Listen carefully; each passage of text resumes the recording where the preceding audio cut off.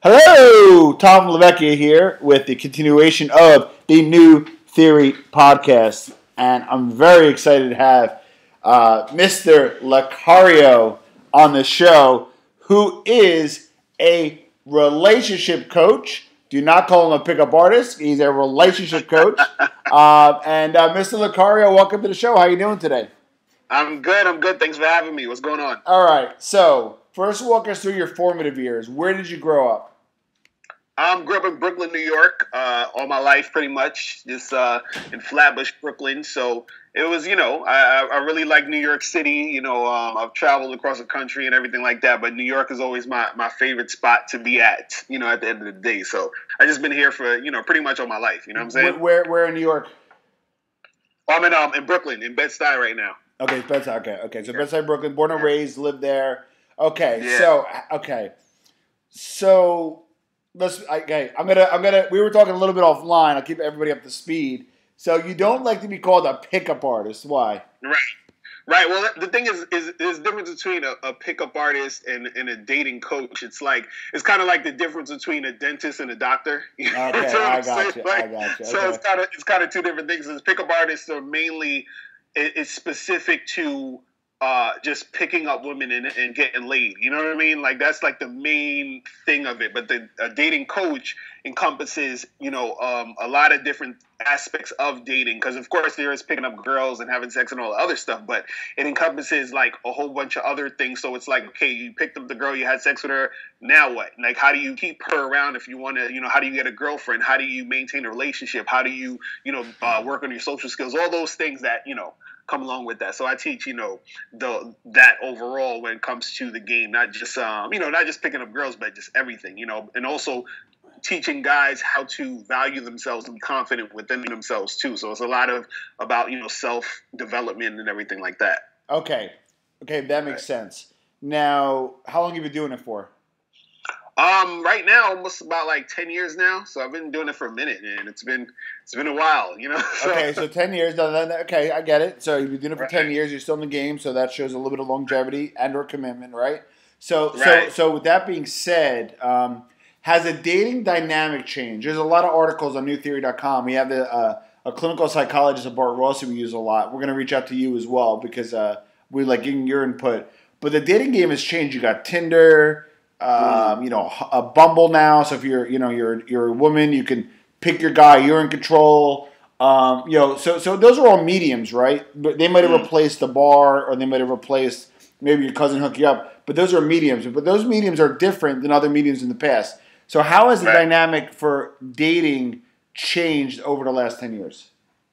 Yeah, it's changed. Mainly because of technology. Because technology has made it easier to have access to, a lot of people. You know what I mean? So it's the access is what makes it easier, but at the same time, it's still a different type of situation when you're trying to meet people, online or on these dating apps, because it's a whole different monster and things that you got to know how to do to really be beneficial for you, because especially if you're a guy, you know what I mean? Because women on dating sites, they get, lots of attention because it's still the dynamic of the man pursuing the woman. You understand? Yeah. But the thing is, if you're a guy who knows how to do it, then it's really beneficial for you, in the long run to make it happen. But really the thing that just changed is the fact that you have more access to people than you've had before. Because right now you could just be in your pajamas at home, swiping left or swiping right or sending messages and actually communicate with somebody and,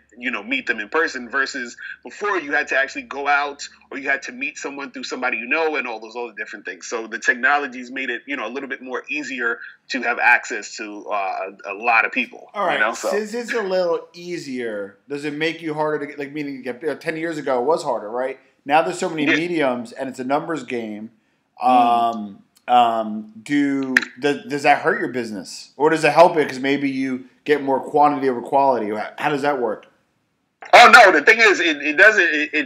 It actually helps the business because it's just something else that is added onto it. You know what I mean? It's another thing that's added onto the dating dynamic. So it's something else that other people need help with. You know what I mean? So it's good in that aspect. because just because it's there, it doesn't necessarily mean people know how to navigate it in the best way or to actually get best results from it. So this is where I come into like, make it a little bit easier for people who don't know how to really do it and who don't know what to do, what to say in order to, benefit from it in the long run. All right. You know what I mean? Yeah. Okay. So this is something that, we had a few different guests on and we had some pretty candid conversations about dating, and we had the Handy J on. She has like over 400,000 followers.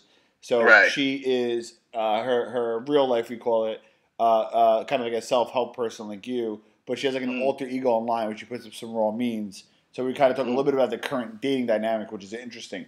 So I want to keep this simple, okay? So I know where I am in life, right? I'm probably like a 7.5, right? But I'm like an expert salesperson. I wrote a sales book. I take a different angle than you, but I'm very good at influencing people, right? So let's just say for me, who I'm like a little above average looking, but I'm not super hot.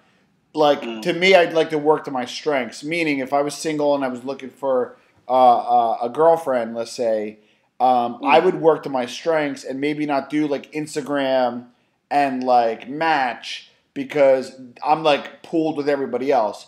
Me, I'm like, because I have a good ground game, I call it. I want to talk to you at a bar. So I would work. For me, I would work to my strengths. Because I think that's what works for me, right? And I can better influence you. Like if I talk to you, I got you. But if I don't talk to you, I'm like with everybody else. If you were coaching me at first blush, would you agree with that advice, or you actually take a different spin?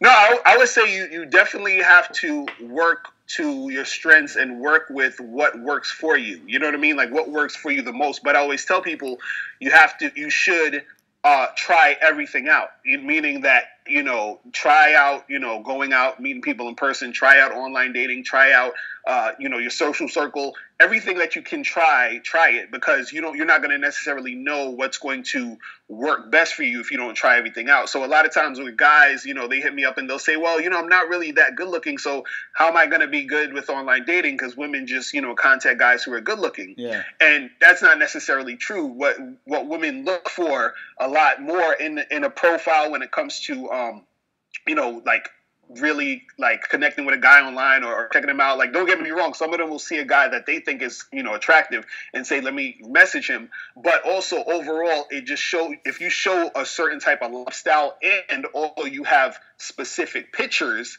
that look good, because a lot of times I see a lot of guys' profiles and it'll be like a picture of them in a bathroom, take the selfie and it looks dingy, versus you have a guy who's dressed well, he has a nice picture taken, it almost looks like an actor's headshot where it looks good, then it brings him out more and it makes him stand out from all the other guys. So there's certain different ways that you can do it, but again, it's still something that you should try every avenue to the best of its ability to see what's working well for you, and also what you like to do, because the thing is that you want to be able to have fun and actually enjoy yourself through the process. So if you notice that, okay, I get more attention or I get more interactions going out to a bar versus the online thing, then I would say do that more. If you notice that, hey, I'm getting more online than I'm noticing that when I'm going outside, then do that more. Do whatever works for you, but you got to try everything out first and see what works. You see what I mean? Got it. And now, as part of your package, right? Will you let's say they spend a few bucks with you. I'm assuming you have packages and pricing schedule, right? I spend a few bucks with you. Do you pick out what I should wear? Like, do you come shopping with me? Do I maybe send you a selfie before I go out? Like, how involved do you get?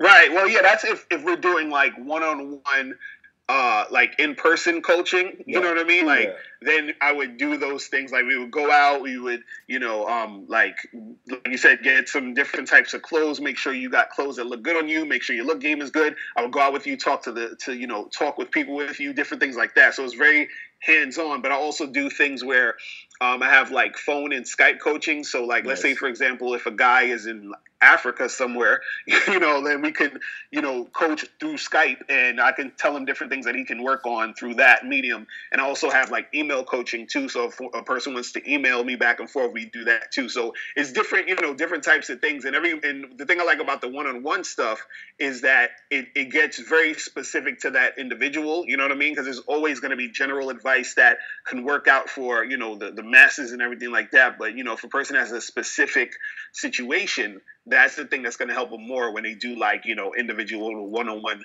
coaching and all that other stuff. Got it. So it depends on what they need. Have you ever went on not a date? Well, have you ever went out with a guy and had to show him how to pick up, or did you ever go on a date with somebody and almost like speak in his ear? What's the craziest thing you had to do for a client? Well, usually it's more so like getting a person to really understand what it takes to see results.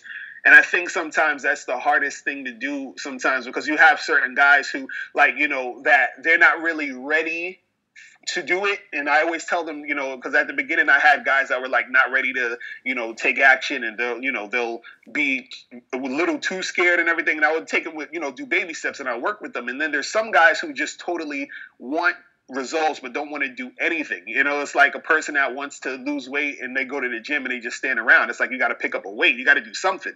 Sure. So the thing is that if I notice that they're not ready to do it, then it's like, okay, we can't really do these coaching sessions, because I don't want to waste your time and your money, and nothing's going to happen. So it's partly them having to like, really want to take action and make something happen, and they're really, really ready to do it. And then things happen. But I've had those situations where some guys, they'll just be really nervous to talk to women. And, I've had guys that would, stand around for like maybe like a half an hour before they say anything to any woman. And I understand it, because they're beginning and they're new. So, I take my time with it. But, if I just got to see a little bit of, something that shows me they want to do it, and then we can continue. If not, then it's kind of like, okay, this might not work right now. We can come back later once you're ready to make it happen. You know what I mean? So got it. Got it. Now, all right. So I'm at a bar. I told you. Let's say I'm a 7.5.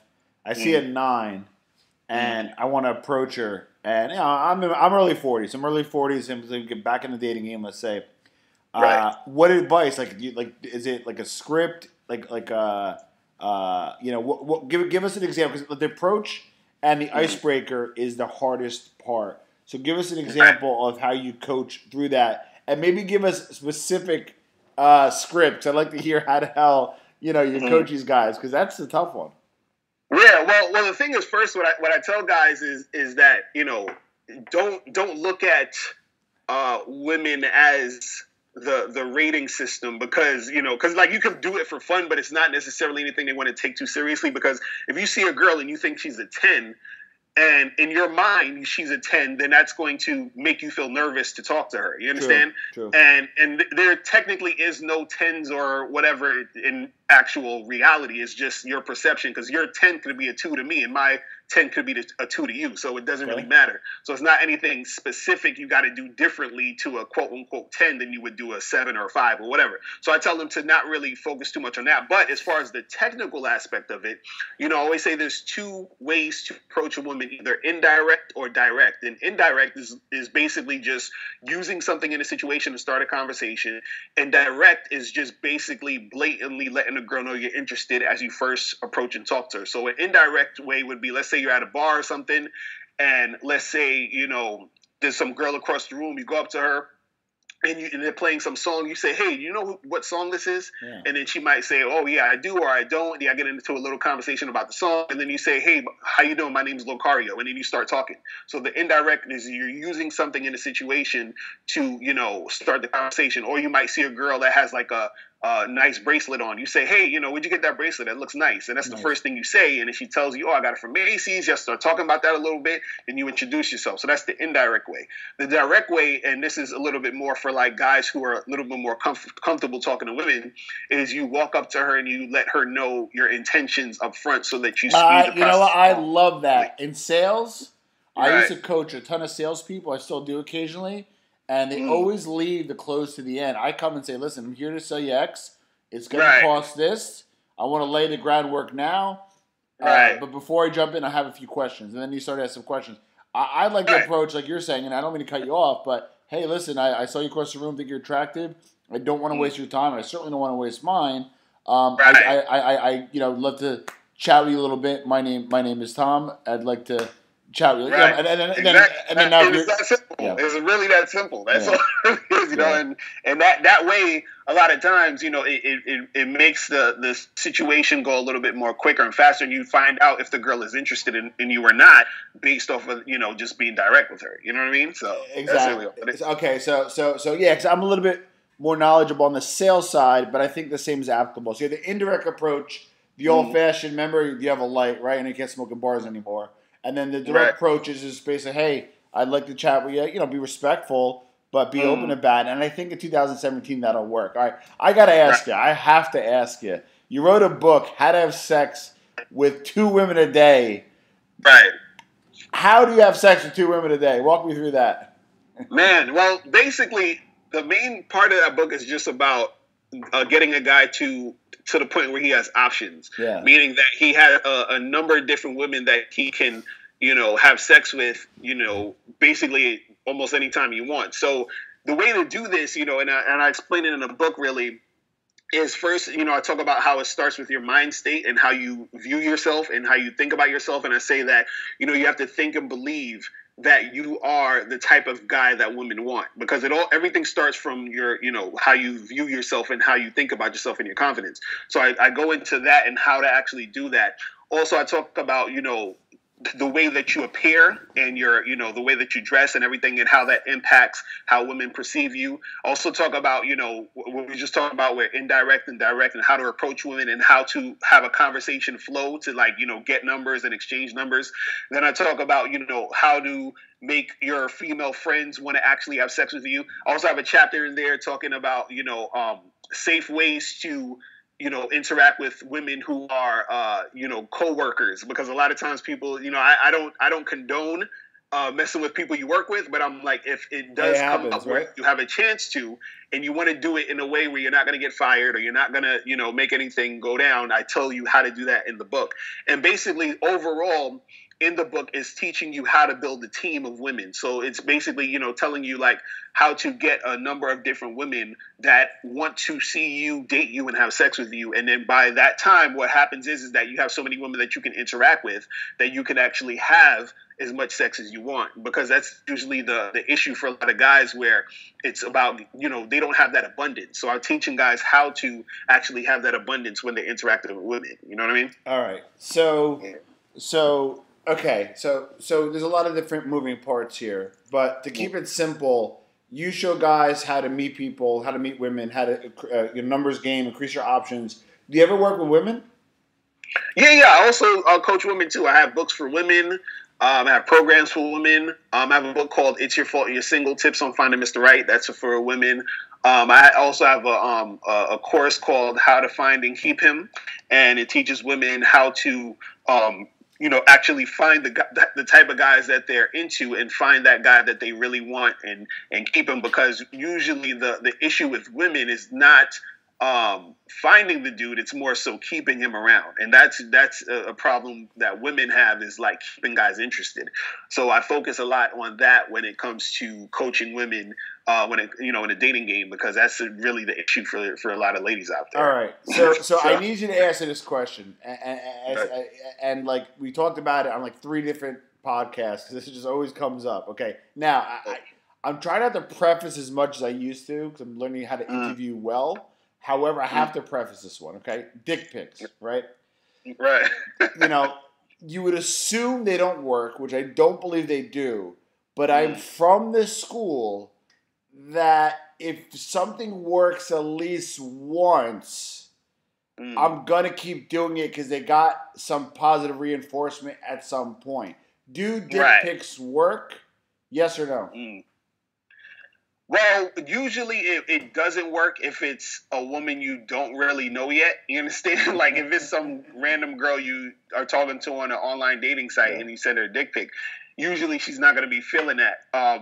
But the thing is, it can work, but like you said, it'll be that 1% of the time. So of course, it's almost anything. You know, like they say, a broke clock is right twice a day. You know what I mean? So at some point, it's going to work, but usually you're not going to have a good ratio of that working, because, and the reason why guys send dick pics is because men make the mistake of thinking that women are attracted to us the way we're attracted to them. We're attracted to the visual. The visual makes us excited. You understand? Yeah. Women are more attracted to the feeling. You feel what I mean? So the you sending your penis, it doesn't really, you know, there's no feeling there. But the thing is, if a girl already likes you, you understand? Let's say y'all went on a date or whatever, y'all had sex already, and then you send her a dick pic. Then that's a different story, because she's associating that dick pic to the you know, the situation you had before. You see what I mean? So it depends on, you know, that's actually a good answer. I didn't think to frame it as how well you know them, because maybe you're about to have sex and you're not sure. You've been, you know, texting for a month and you didn't hang out, and you know, it gets a little hot and heavy, and you kind of put it out there, and it's either going to move forward or not. So that really makes perfect sense. All right, so you're in the relationship now. Here's another area that we talk about: social media. Okay. Right. So I don't know what you call it. I call it a bench. I think some people, they're in a relationship. They're generally happy. Maybe it's newer, but they're generally happy, right? However, they're, you know, accepting friend requests or maybe liking a photo here and there, and kind of keeping people in the ecosystem, whether subconsciously or maybe subconsciously, where it's not wrong and they're just being them, right? Or consciously, we're like, oh shit, you know what? Maybe I want to keep this guy around just in case, you know, Joe, you know, fucks up. I have somebody on my quote unquote bench. Is a bench ever okay in a good committed relationship? Well, that's the thing. Is that, you know, I feel like women sort of keep those guys around just in general anyway, but they'll pretend and say, oh, he's just a friend or just some guy I know or whatever, and that's just how women generally set up their relationships. Yeah. You know what I mean? Like women will, and the thing is, women will find, like, if you have a girlfriend and she breaks up with you, she's already planned who she's going to be with in most cases before she broke up with you. So she's already been, you know, setting up the next relationship, you know, before you and her broke up anyway. So and even if you're not in that situation where she's planning to break up with you, she still has guys that she knows that she can get with at any moment, that she keeps on the side just in case. You see what I mean? So there's always that just in case thing. So it's always going to be that guy on the bench where she's going to, you know, keep him around. Now, let's say the relationship is good, right? Let's say it's actually legit. But and you're open, you communicate, right? Right. But she still follows people or still likes people once in a while. Like, on one end, it's almost like you should bring it up and just say, hey, this makes you uncomfortable, right? Observe her behavior, and then if she still likes and follows, then she just not consider it, right?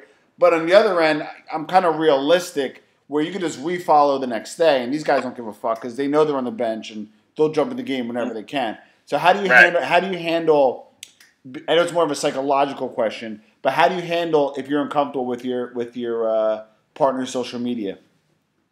Man, well, the thing is as long as the person is, like, you blatantly aren't seeing them being disrespectful, as, you know, as far as, you know, toward the relationship. You understand? So, like, let's say if you're with your girl and let's say some guy posts something and she's like, oh, you know, she says something like, oh, you're really cute, I would love to meet you. You understand? Like, that's straight. Like, what are you doing? You know what I mean? But if she just likes some guy's picture, you know, that's not really grounds for you to really bring that up, because, and also too, you know, especially as a guy, you know, women can get away with this a little bit more, but as a guy, you don't ever want to display that you are, you know, scared she's going to leave you or that you're insecure. You understand? Because that within itself is the thing that could mess up your relationship. Okay. You understand? You might think it's, you know, oh, she's doing, no, the you bringing that up and showing that type of, you know, scarcity or emotion towards that insecurity is the thing that will make her look at you funny, and then that's going to start a downward spiral to your situation. All right. All right. So now one other question, then we're going to get into the business aspect. DMs for both guys and girls. Inbound DMs, right? They come unsolicited. Let's be honest, and it's the same shit, whether it's direct, hey ma, what's your number? Or indirect, hey, you like cats, let's be honest. It's the same shit, right? Right. Do you prefer or do you recommend, again, they're in a good relationship. I'm not talking about somebody who's on a slide, responding back and hanging on the DL after they get dropped off. I'm talking legit relationship. What's better to respond, hey, I'm seeing somebody, even if I could think you'd be cool about it. Hey, I'm seeing somebody, I don't want to be rude, but I'm seeing somebody. I'm good right now, and maybe joke around even. If something changes, I'll let you know, or just be like, hey, I'm good right now. I'm kind of seeing somebody, but respectful, right? Or the opposite. Don't even read it. Show it's unread, so they see like, fuck you. I'm not even reading your shit. What's better in the long run? Because if I'm dating somebody really attractive, which I happen to do, and she gets a lot of messages, right? Or you may date a girl who gets a lot of messages, or a girl may date a hot guy who gets a lot of messages, right? I'm ugly and I get messages, so not that I get a lot, but you get it. Like messages come. What's the best way to handle that?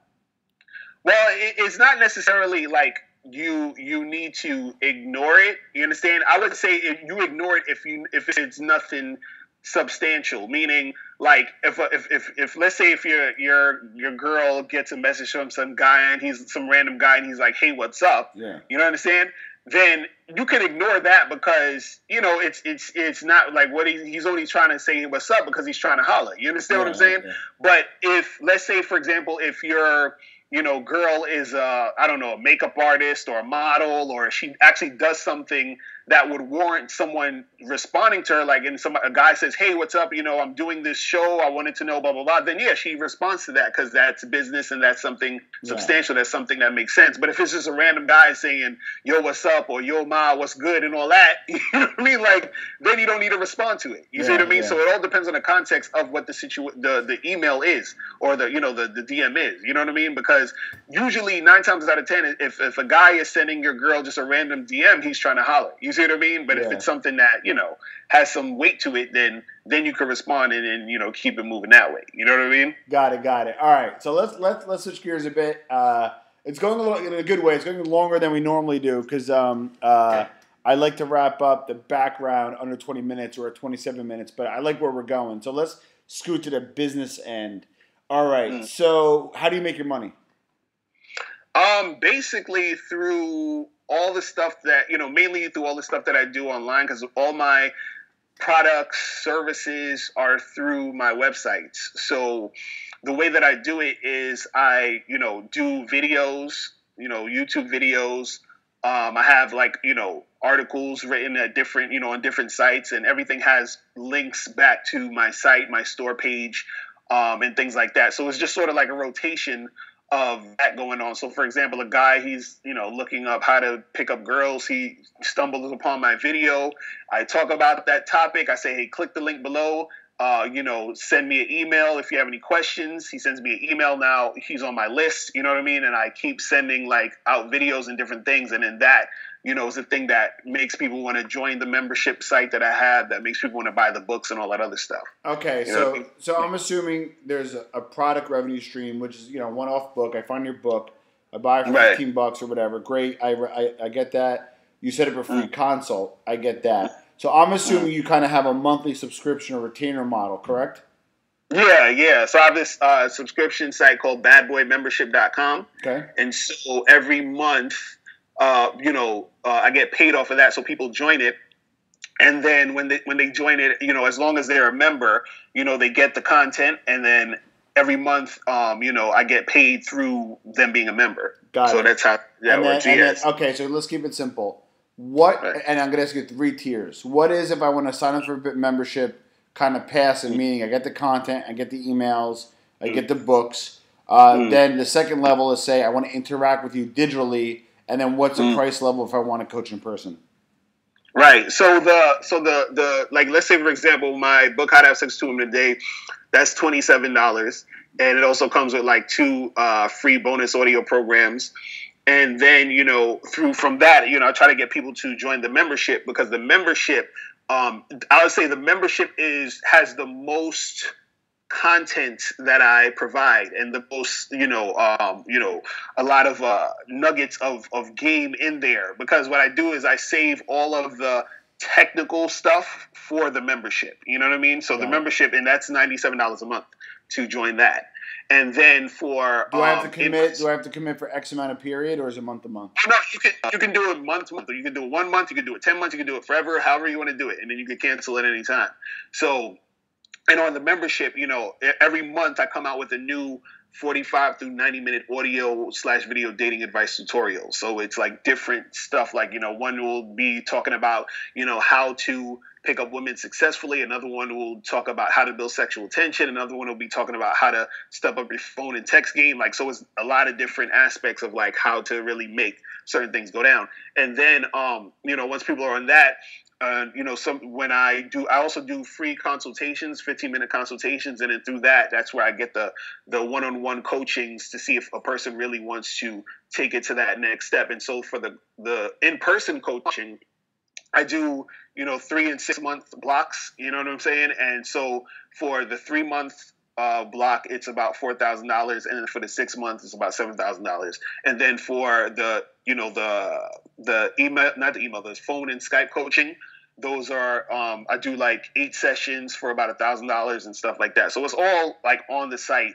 all the prices and everything like that for whoever wants to join it and to get the services. Isn't it cheaper to get a hooker? No, I'm just kidding. I know, right? No, I'm just kidding. All right, so all joking aside, okay. So what's the most between your premium folks, you guys most likely, and your 97 recurring? What's the most amount? If you're comfortable saying, what's the most amount of members you had in your ecosystem signed up at any given time? I would say the most that I had at one time was a little over, like members, a little over like 100, maybe like 120, something like that. Okay, and so that's a real business. You're talking at the very least 5 figures a month. Right. No. So well, the thing is this: I just started making it 97. So before it was 20. It was when I first started, it was $9.99. Then it bumped up to $24.97, and now it just started to be 97. So yeah, so it's not, That's why we do this podcast. So we like to get a feel for what your strategy, right? So you get your strategy at $27. Now you're doing press. You may be paying for some stuff. You're marketing, whether it's cost your time or money. You're validating yourself a little bit. So you're able to charge more. Now that we're entrepreneurs, we get that. So is this your full-time hustle, or is this still a side gig for you? Yeah, this is what I do 90% of the time, and then sometimes I do like side jobs. So I was working in a gym, and doing that for maybe 2-3 days, doing like fitness training, consultation stuff, concierge stuff like that, just because like as far as like when you're running your own business, there's times where things are flowing, and then you have the slow time. You know what I mean? So you want to make sure that you have all your ducks in a row, so that you can really maintain yourself and your business and what you're doing throughout what you're doing. You know what I mean? So correct. Yeah, so it's a journey, man. It's a journey. Now, okay. So the way I'm filtering it is you're raising your prices now. You're doing this pretty much full time. You have some side hustles to pay the mortgage or the rent every month because nothing's going on but the rent, right? So that makes sense. How do you scale this? Because on one end, I love, and I'm sorry, but if you're an executive and you're making, $400,000 a year, getting your $4K, does that include like a guarantee? Like I give you $4K till I meet somebody substantive, or does it time out after sessions? How do the premium packages work? As far as like you talking about like one-on-one coaching and everything like that? Yeah, bro, you're from Brooklyn, I'm from Jersey. If I give you a $7K, does it expire till I meet somebody, or does it expire by time? Walk me through that. So what it does. So what we do is that depending on your specific. So what I do is I have them fill out a sheet, like it's a coaching information sheet. So I get all of the things that you're having trouble with, the things that we want to work on and everything like that. So what I do is I make a curriculum based off of what you need, you know what I mean? And then through that curriculum, we work on those things. So sometimes it's not even necessarily where a guy, like I had one guy who his issue was he was just like, the main thing I want to get done is to be able to talk to girls and not be scared to talk to them. You know what I mean? Yeah. And so that's what we were working on mainly. And then, but through that, he ended up, getting a girlfriend and everything like that. You know what I mean? So through those different things, so it's a lot of different things depending on the person. So if the person is trying to get a specific thing going, that's what we're focused on making happen. You know what I mean? But also at the same time, that's what I was saying earlier is that the person actually has to want to put in the work, because once they put in the work, that's when the actual stuff happens. If the person's not trying to put in the work or they're not listening, like I had this one, client one time where I was telling him to do things and he kept doing the opposite all the time, and then was like, "It's not working." I'm like, "Well, you're not listening to what I'm saying." You know what I mean? So they gotta trust the process or follow the process. Right. So it all depends on the person actually wanting to take action, putting the work into it, and then they actually, get the results. This is why I put it to 3 to 6 month blocks, because what I did before was sometimes I would have like when I was first beginning, when I was like inexperienced, it was like I was coaching people, but they weren't really getting results. And I was like, okay, how do I get people more results? I was like, they need more time. You know what I mean? They need more time with me. Because if you're a guy who's never talked to a girl before and you want to actually end up having sex, that's not going to happen in a week. You know what I'm saying? In most cases. Like it could, but most likely it's not. You know what I mean? So it's like I need to spend more time with you to really get you to that point to where you need to be. You see what I mean? Got it. My most important question of the podcast. Is there a Mrs. Lucario, or are you a plumber with a leaky pipe? Oh, no. I'm married, but I'm married. I've been married for 3 years now, but we've been together for 10. And 7-year courting period. You should write a book on how to do. Exactly. No, I always say that too. I always tell guys, don't marry a chick until you've been with her for at least 5 years. Really? But women hate hearing that. But I always, but I think it's very important. But yeah, so I'm married. Also, we're in an open relationship too. So I still, date and see other women. You know what I mean? Whoa. Yeah. That's a whole nother podcast. You got to come back and do that. Yeah, I was gonna say. All right, I'm gonna reach out to you too for some content, because I think there's some cool content that we can put together. Bro, I gotta be honest, you threw me a curve, so just give me a second to compose myself. All right, how do we find you, Mr. Lucario? Yeah, definitely. You guys can check me out at MrLucario.com. That's MrLocario.com. Or make sure you check out BadBoyMembership.com so you can join the membership, where you get 45 through 90-minute audio and video dating advice tutorials. And if you want to check me out on social media, you can hit me up on Twitter and Instagram at Real Mr. Lucario. So just, check me out. Love it. And we'll put some links on the site. So if you are looking to be the ultimate bad boy and join the Bad Boy Dating Club, or even how to have sex with 2 women a day, or find yourself in a long committed relationship and possibly do you ever coach people who are in a relationship but you want it to be open? Do you ever coach them how to approach your partner? Because that's just fascinating. Oh, sure, yeah. If they want that, I coach them how to sort of, get that going. That's if they want it. But I don't necessarily tell people, what to want. I kind of try to get people to figure out what they want, because I don't want it to be like, oh, I'm telling you how to live your life. No, I'm like, I want you to live your life the way you want it, but I can help you along the way. You know what I mean? So I am oddly fascinated by you, Mr. Lucario, and we'll put some links, and stay on a minute because we'll wrap up. But this is newtheory.com podcast with Tom LaVecchia and Mr. Lucario. We're signing off. Thanks.